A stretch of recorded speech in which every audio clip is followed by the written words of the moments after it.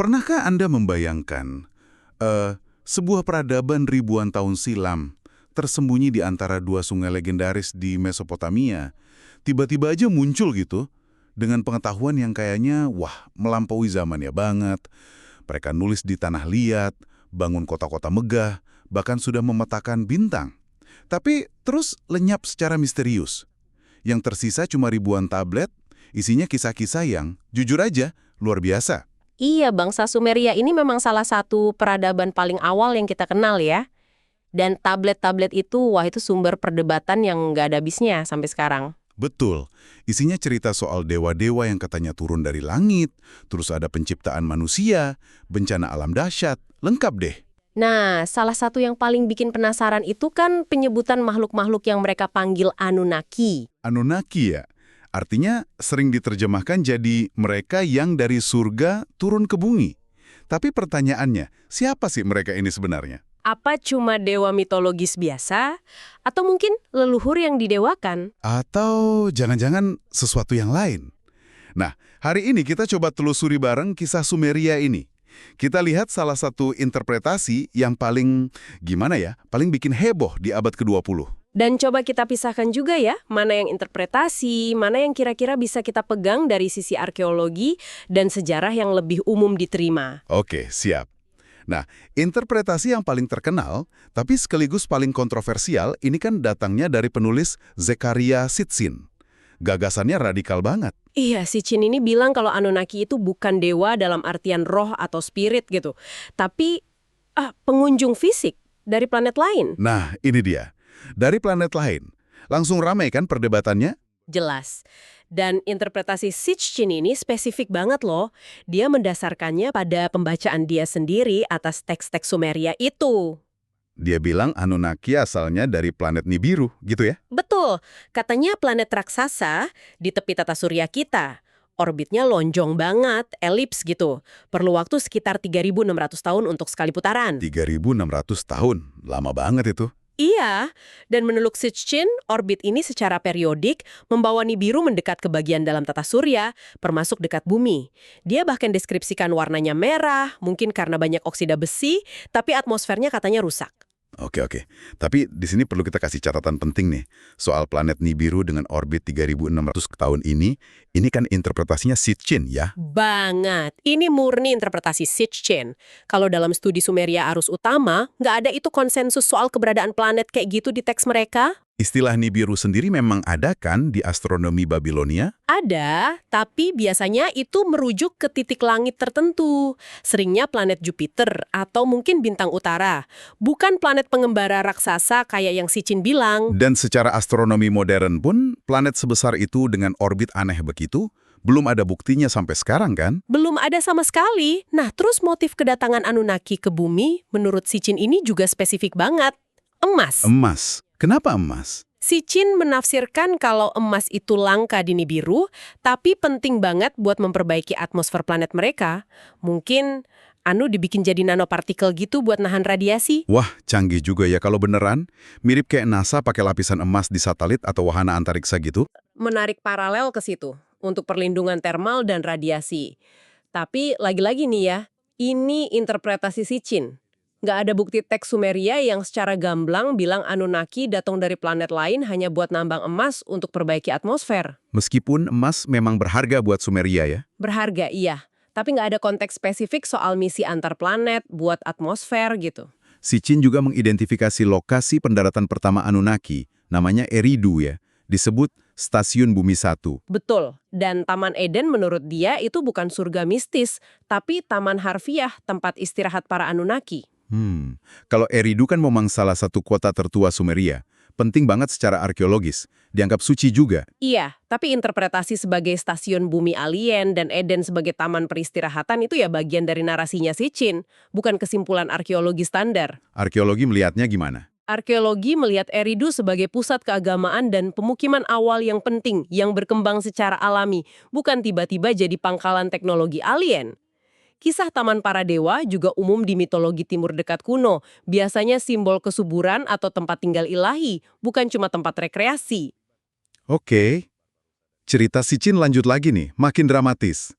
Katanya, Anunnaki awalnya bawa ras pekerja lain, namanya Igigi, buat nambang emas. Nah, terus Igigi ini katanya memberontak. Si Chin bilang ini perang pertama di bumi. Akhirnya Igigi ini dimusnahkan. Ini menarik sih, karena memang ada kan mitos di Mesopotamia soal dewa-dewa yang lebih rendah memberontak karena kerja paksa.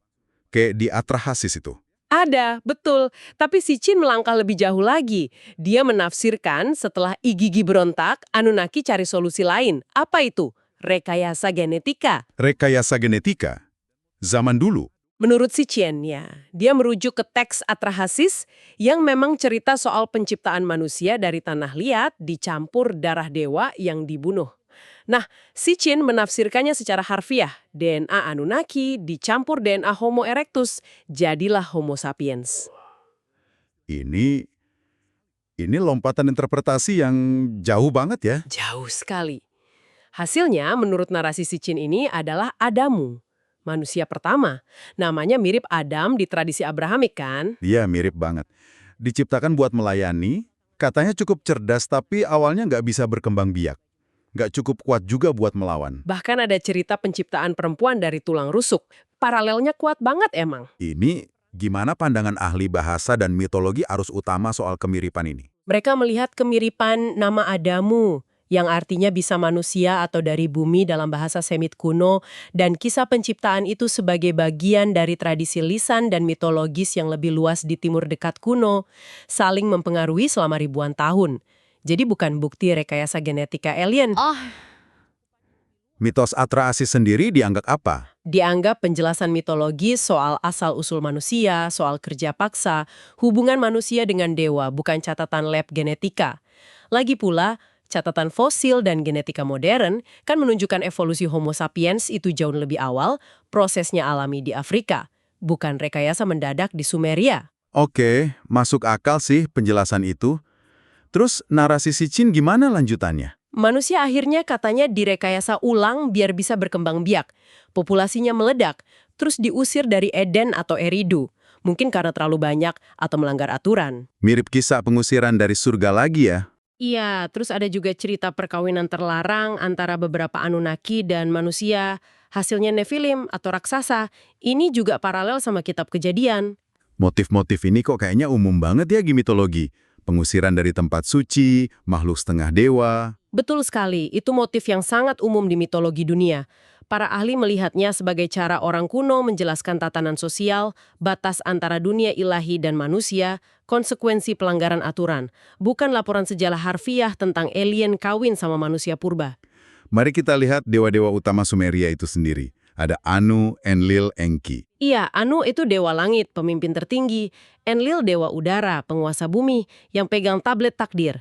Enki dewa air, kebijaksanaan, yang katanya merekayasa manusia. Terus ada Ki dewi bumi, Nana dewa bulan, Utu dewa matahari, dan Inanna dewi cinta dan perang. Kalau si Chin melihat mereka ini gimana? Cuma pemimpin misi alien aja? Ya, dia melihatnya gitu. Pemimpin Anunnaki dengan jabatan masing-masing dalam misi mereka di bumi.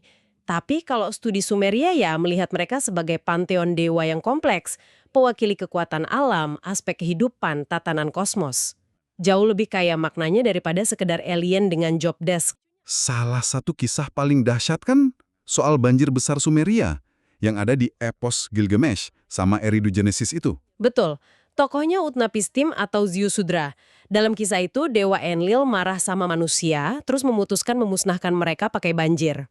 Nah, si Chin menghubungkan banjir ini sama lewatnya Nibiru lagi kan? Iya, dia klaim gravitasi Nibiru bikin lapisan es Antartika runtuh, terus jadi tsunami global yang menenggelamkan Eridu.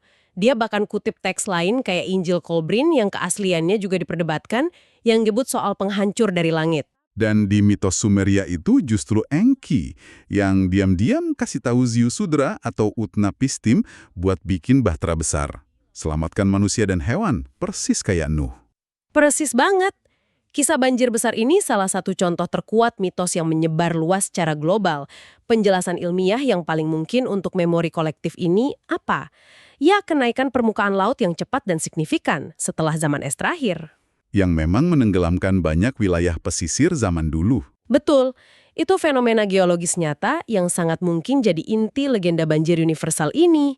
menghubungkannya secara spesifik ke planet alien, lewat itu ya interpretasi Sitchin lagi, yang nggak didukung bukti geologis atau astronomis arus utama. Peran Enlil dan Enki di mitos itu sendiri melambangkan apa dong? Ya, pertentangan abadi antara penghakiman ilahi dan belas kasihan ilahi dalam pandangan dunia mereka, keadilan lawan kebijaksanaan, gitu kira-kira. Oke, setelah banjir, narasi Sitchin bilang Anunnaki bantu bangun lagi peradaban, bikin struktur monumental kayak piramida. Yang katanya buat penanda atau pelabuhan antariksa. Terus mewariskan pengetahuan canggih, matematika, astronomi, sistem monarki dengan garis keturunan murni. Sebelum akhirnya mereka pulang ke Nibiru. Nah, ini lagi. Sementara peradaban Sumeria dan penerusnya memang hebat banget di matematika, astronomi, arsitektur kayak zigurat, arkeologi menunjukkan itu perkembangan bertahap, bukan dikasih instan dari luar. Zigurat itu bukan landasan peluncuran roket ya? Haha, bukan. Itu kuil bertingkat yang menghubungkan bumi dan langit, pusat ritual keagamaan dan administrasi. Terus soal obsesi garis keturunan bangsawan kuno, itu lebih mungkin soal legitimasi kekuasaan dan struktur sosial, bukan karena mereka keturunan alien. Oke, jadi jelas banget ya kalau interpretasi Sitchin ini, walau kedengerannya seru dan nyambungin banyak mitos jadi satu cerita alien, itu beda jauh sama pandangan akademis arus utama. Jauh sekali. Nah, ini membawa kita ke fenomena modern yang nyambung nih. Kehebohan soal film judulnya Satu Anunnaki. Ah, iya. Itu kan sempet heboh banget beberapa tahun lalu. Katanya film ini dicekal di seluruh dunia karena mengungkap kebenaran asal-usul alien manusia. Bikin geger pokoknya. Nah, ini dia bagian, twistnya. Kisah pencekalan film Satu Anunnaki itu ternyata nggak benar. Hoaks. Loh, kok bisa? Bukannya rame banget isunya? Rame memang isunya. Tapi film itu yang memang terinspirasi karya Sitchin dibuat sutradara independen John Grace. Itu nggak pernah benar-benar selesai diproduksi dan dirilis luas. Bukan karena dicekal pemerintah atau konspirasi global. Terus kenapa nggak selesai? Ya, karena masalah klasik film independen. Kehabisan dana. Sangat umum terjadi. Potongan filmnya, trailer, bahkan naskahnya itu bisa kok dicari online. Nggak ada yang disembunyikan. Wah, jadi klaim pencekalannya itu malah jadi mitos modern tersendiri ya? Betul banget. Dan ini sekaligus menggarisbawahi status karya Sitchin secara keseluruhan. Bukunya memang laku keras, populer banget di kalangan penggemar teori astronot kuno, tapi komunitas ilmiah, arkeolog, sejarawan, ahli bahasa kuno secara luas menganggap karyanya itu, ya, pseudoscience. Pseudoscience ya? Kenapa dianggap begitu? Kritik utamanya soal metode penerjemahan teks kuno Sumeria dan Akadianya. Dianggap nggak standar, selektif banget, milih bagian yang cocok, dan sering maksa-maksain makna biar sesuai sama teorinya. Banyak klaim spesifiknya soal astronomi, sejarah itu udah dibantah sama ahli di bidangnya masing-masing. Dan bukti arkeologisnya juga nggak ada yang mendukung klaim luar biasanya itu. Tepat. Nggak ada bukti fisik keruntuhan pesawat alien atau lab genetika kuno di Sumeria. Jadi intinya, Sitchin itu membangun narasi fiksi ilmiah yang keren sih, tapi di atas fondasi interpretasi teks kuno yang sangat-sangat diragukan kebenarannya oleh para ahli. Oke, jadi setelah kita kupas lapis demi lapis nih, apa yang tersisa? Kita punya warisan luar biasa dari peradaban Sumeria. Ada kota-kota kuno, tulisan paku yang rumit itu. Dan mitos-mitos yang kaya banget, cerita penciptaan, dewa-dewa, banjir besar, hubungan kompleks antara manusia dan yang ilahi. Betul. Mitos-mitos ini nggak peduli kita mau tafsirkan gimana, tetap jadi jendela berharga buat ngintip cara pikir manusia kuno. Mereka mencoba memahami dunia di sekitar mereka, asal-usul mereka sendiri, kekuatan alam yang dahsyat, dan posisi mereka di alam semesta ini. Kisah Anunnaki itu, entah kita lihat sebagai dewa, leluhur, atau kalau ikut Sitchin, alien, yang mencerminkan upaya abadi manusia buat bergulat dengan pertanyaan-pertanyaan besar itu. Dan kekuatan naratif kisah-kisah ini memang nggak bisa dibantah ya. Makanya interpretasi kayak punya Sitchin bisa begitu memikat walau nggak didukung bukti kuat. Iya, makanya penting banget kita mendekati teks-teks kuno ini dengan rasa ingin tahu yang besar, tapi juga kritis. Harus bisa bedain mana mitos, mana interpretasi, mana fakta sejarah atau ilmiah yang bisa diverifikasi. Dan dengan satu pertanyaan buat direnungkan. Coba pikirkan.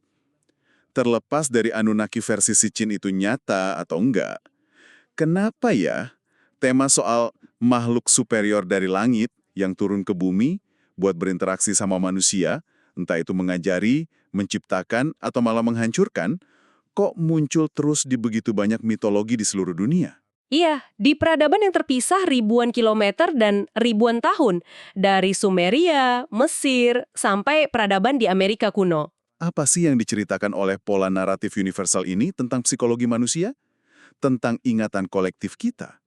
Atau mungkin, ya, kerinduan kita yang mendalam buat memahami asal-usul kita dan hubungan kita dengan kosmos yang luas ini? Silakan direnungkan.